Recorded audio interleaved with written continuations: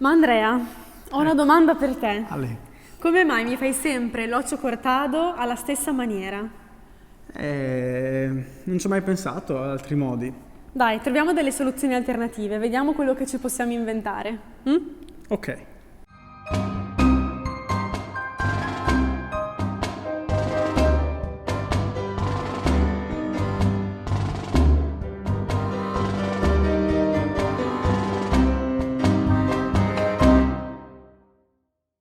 Ciao a tutti e bentornati su Tango Social Live. Io sono Chiara. E io sono Andrea e oggi, da come c'è stata la domanda, dobbiamo ovviamente rispondere insieme, quindi troveremo qualche soluzione per variare un po' il nostro occhio cortado.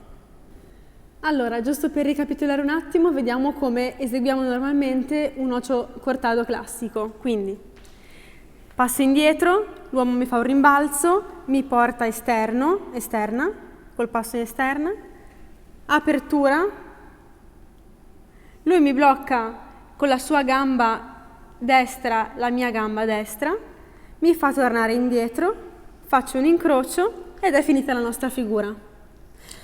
La cosa importante dell'occhio cortado però non è tanto il piede destro dell'uomo che blocca la mia gamba destra, ma è molto importante la parte superiore. Infatti possiamo già vedere un'alternativa in questo modo. Quindi un'alternativa potrebbe essere che l'uomo mi guida solamente utilizzando la parte superiore senza mettere il piede. Vedete? Non ha messo il piede a bloccarmi la mia gamba destra, ma comunque io sto capendo che devo tornare ad incrociare. Perché torna indietro? Perché comunque, come già anticipava Chiara, è importante il blocco dell'apertura delle mie spalle. Di fatto io, nel momento in cui la vado a portare alla mia destra, è come se la invitassi in un inizio di giro, perché da qui io potrei continuare e lei continuerebbe con i passi del giro. Il motivo per cui torna indietro è proprio perché io vado a fermare l'energia nell'apertura della mia spalla e la invito invece a tornare indietro. Poi ho due possibilità.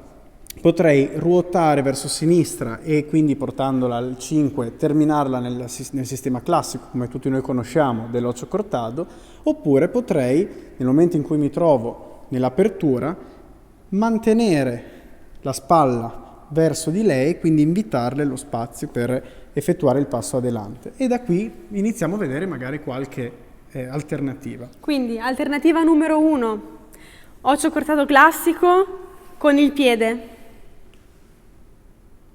E torno indietro. Alternativa 2, occhio cortado con la guida della parte superiore senza piede e incrocio sempre.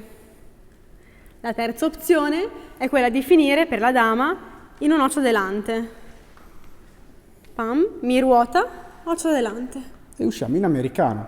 Vado anch'io a proporre il passo avanti. Un'ultima opzione che possiamo vedere è finire in parada. Quindi vediamo un attimo, l'inizio un occhio cortado classico, mi mette il piede, però al posto di farmi tornare incrociando, mi ruota come prima, come se dovessi andare a fare un'americana, ma essendoci il suo piede c'è una parada. Scavalco e vado avanti. Sì? Tutte queste soluzioni ovviamente il ballerino le va a proporre in base anche alla musica. Certo.